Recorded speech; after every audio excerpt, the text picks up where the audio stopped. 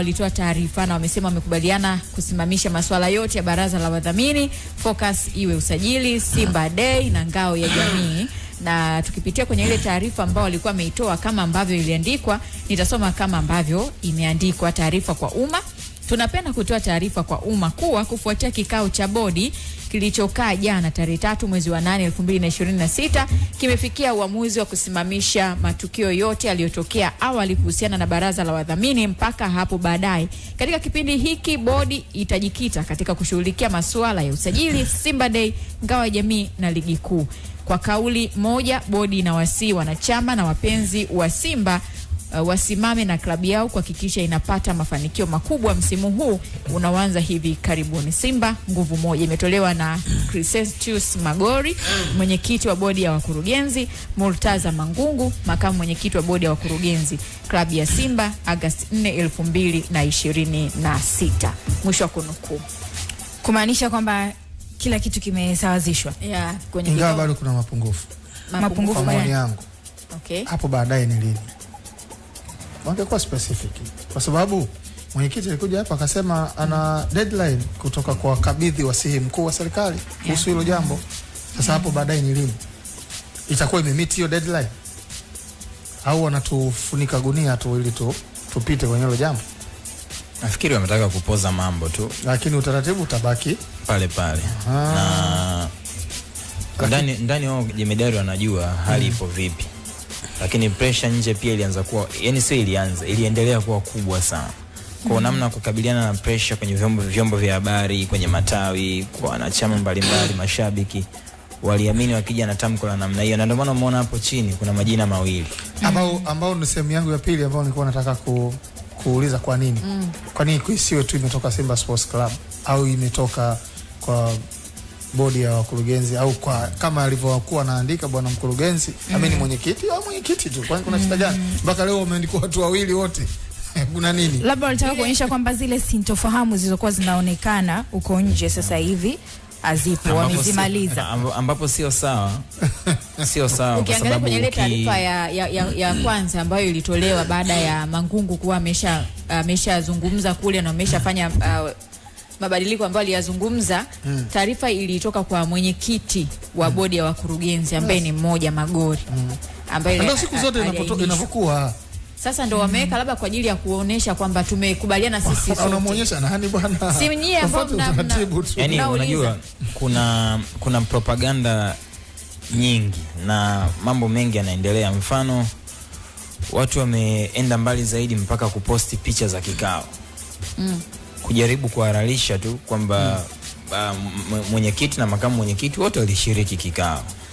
Kitu ambacho ni kawaida, nikisikia siku unashiriki vikao. Sasa vikao vingi vimepita na picha zilikuwa watu walikuwa na picha wa post. Jana naona picha zinaenea kwamba kile ni kikao, kitu ambacho mimi naona sio sawa sawa. Kulikuwa tayari kuna sintofahamu. Yao watu wawili ambao walikuwa wamezungumza ndani ya hii wiki. Sasa kwa kutuonyesha kwamba zimeisha, wamekaa wamezungumza, kama wao hawajazimaliza maana yake inabaki kuwa wao, lakini kama bodi wameshakaa chini, wameona kipi ambacho kilipaswa kufanyika na kipi ambacho ni sahihi, ndio hicho ambacho amekuja nacho. Labda tuanzie hapo kusema, je, hiki kilichofanyika sio sahihi au ni sahihi? Sio sahihi. Yani sio sahihi kwa upande wangu mimi. Kilipaswa kuwaje? Utaratibu ambao unatakiwa kufuatwa hapo ni kwamba kwanza hawataki kutumia nguvu kubwa sana kutuaminisha kama mambo yapo sawa. Unajuaje kama wanatumia nguvu kubwa kutuaminisha au ni uhalisia kwamba mambo yako sawa? Kuweka sahihi za watu wawili kwenye hiyo barua ni kuonyesha kwamba wameshirikiana katika mawazo kwenye kikao na wameamua kuja wote wawili kutoa huo ujumbe. Lakini kiuhalisia ukifuatilia mambo kiundani, mambo bado hayapo sawa. Alafu hili jambo haliwezi kuisha kwa makubaliano. Na wewe umefuatilia kiundani, umejua kwamba mambo hayako sawa. Lazima ufuatilie. Kwa vyanzo vyako vinakwambia mambo hayako sawa. Yes, mambo hapo sawa. Hii ni propaganda. Yaani utaratibu kwenye hiyo ni propaganda tu. Utaratibu kwenye mambo unahitaji, yani kuna sheria ambazo zina guide ya mambo kuanzia mwanzo mpaka mwisho. Hamwezi tu kukubaliana nyinyi watu wawili au watatu. Kwa masa yani ukisema wamekubaliana kwa ajili ya kufocus na Simba Day, ili jambo ambalo linasumbua watu vichwa sasa hivi ni kwa maslahi ya Simba kwa miaka mingi inayokuja. Sawa. Yani Simba Day sio muhimu kuliko Simba ya miaka 10-15 inayokuja. Unaweza kaandaa maandalizi mengi kwenye Simba Day, kwenye dabi, lakini ukapoteza vitu vingi kwenye miaka 10-15 inayokuja. Okay, tupitishe taratibu kwamba Simba walipaswa kufanya nini. Naanza Jemedari, mimi nitamaliza. No, mimi sina shida nao.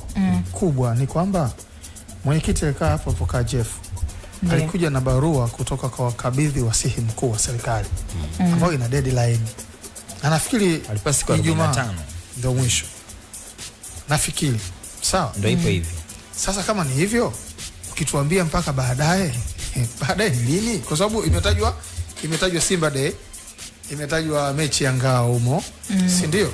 Ambazo ziko mbele na umetajwa usajili pia. Umetajwa usajili ziko mbele ya deadline ambao dirisha lake. Sawa, yani kwangu mimi deadline, yani kutokana na barua deadline iko nyuma. Sawa?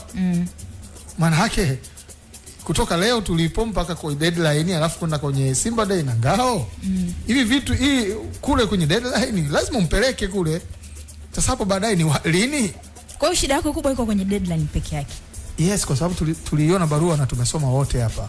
Na miongoni mwa vitu ambavyo mwenyekiti alisema kwamba alifanya hili jambo na aliandika, alituma hiyo barua, alipeleka kwenye bodi, akamwandikia mwenyekiti mwenzie, na barua aliyomwandikia mwenyekiti mwenzie tuliiona hapa kwa ajili ya kikao kile kule, na sababu zilizokuwa zinazungumzwa ni kumiti hiyo deadline. Na nikwambie sio wao tu. Jana umeona hivyo walikuwa nani wale? Maofisi mengi ambayo yana mabaraza ya wadhamini yanapaswa kupeleka kwa kabidhi wa simu mkuu wa serikali. Yanga waliambiwa, TFF wamehuisha wale baraza lake la wadhamini. Umeona Young Africa ameondoka waziri mkuu ameingia Ridhiwani Kikwete. Na wenyewe dan the same boat, na wao deadline ni hiyo moja, na ndio maana wenzao wamepeleka, na ndio maana naye alikuwa anawahi kuipeleka hiyo kitu commit deadline. Sasa unajua mimi nimesema tu kwamba imekaa bila, yani kama kitu hakijamalizika hivi, kwamba twende tu kama wamejificha kwenye usajili, ligi, mechi, lakini msingi mpaka wanafikia kufanya vile ilikuwa ni commit deadline. Ipo hapo mbele kabla ya hivyo vitu vingine. Anyway, tuachie wenyewe. Kwa hiyo kwa maana hiyo hapo watakuwa wametoka nje ya mfumo ambao unatakiwa. Mimi shida yangu ilikuwa hiyo. Mimi shida yangu nataka tu watu waelewe hilo, na wao ndio wenye klabu yao, wao ndio wenye taasisi yao, wanajua jinsi. Leo si Jumatano, mwisho Ijumaa. Unajua hapa Jemedari atanisaidia. Unajua changamoto kubwa ambayo inajitokeza, yani hizi vita ambazo zinapigwa ndani ya Simba kuipinga hii bodi ya wadhamini, ni kwa sababu Simba atakapopata bodi ya wadhamini, hawa ndio ambao wanasimamia mali za Simba Sports Club, na miongoni mwa mali ni hizo hisa. Mimi nafikiri Magunga, yani hakuna namna ambavyo Simba haitakuwa na bodi ya wadhamini. Ni tako la kisheria. Unaelewa? Hauwezi cooperate yani. Hakuna namna, hakuna kitakachofanyika kwa sababu wao ndio wenye mali. Yaani ninachokisema ni kwamba Simba akipata bodi ya wadhamini, si lazima akafanye valuation upya ya mali za club. Mchakato wenyewe wote utakuwa hivyo. Kwa hiyo hata mchakato huu wa mabadiliko lazima uanze upya. Ndio maana mimi nimesema bwana Magunga, shida yangu ni kwamba mimi huko kote mimi nakujua. Na huko ni mbali kwa sababu hatujafika. Magunga alisema hapa siku ile kwamba haya yanayofanyika ni katika kufikia mwisho katika hiyo inayoitwa transformation. Kwa sababu kuna mahitaji, miongoni mwa mahitaji ni pamoja na hili. Sawa? Kwa hiyo wamelisema kwamba wamekubaliana. I agree. Ila tu nilikuwa nakumbusha kwamba kuna deadline ambayo iko nyuma ya vitu vilivyotajwa, ikiwemo mechi ya ngao na so. Angel Masila anasema nikuulize kama wakiomba serikali wasogeze muda mbele hawezi kukubali. Sio utaratibu kwa wao tu. Watakuwa special sana. Sawa. What is so special? Na kikao kile kimeshaitwa na kimefanyika. Okay. Let's go jamani. Tuacheni mwisho wa siku mambo yameshakubaliana wenyewe, shamba la Bwana Joni na mbuzi wa Bwana Joni. Kwani mimi naomba kuuliza kitu Jemedari. Yes. Kwani kwenye ili sakata la Simba hapa palikuwa pana kampuni mbili. Ile kama unataka kuturudisha nyuma, nataka ni kampuni zilikuwa 3. Yes, 3. Kuna watu hawaelewi sasa, na nipo kwa niaba yao. Na mimi nataka unifafanulie. Kulikuwa kuna Simba Holding, Simba Holding Company Limited, afu kulikuwa na Simba Sports Company Limited. Hizi mbili ziliungana, kulikuwa na Simba Sports Club. Hizi mbili ziliungana zikatengeneza Simba Sports Club Company Limited.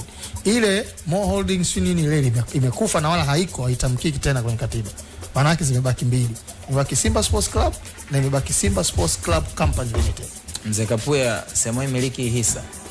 Kapuya hapana, Kapuya ni alikuwa ni kwenye baraza la wadhamini lililoondoka. Kwa sababu kwenye sheria za kuhusu shares ni kwamba angalau kuwa kuna minimum ya shareholders wawili. Sasa kwa mimi navyoelewa ni kwamba bodi ya wadhamini ilikuwa ina 99% alafu akampa 1% Mzee Kapuya, ambapo msajili mwanasheria akamwambiaje kumpa mtu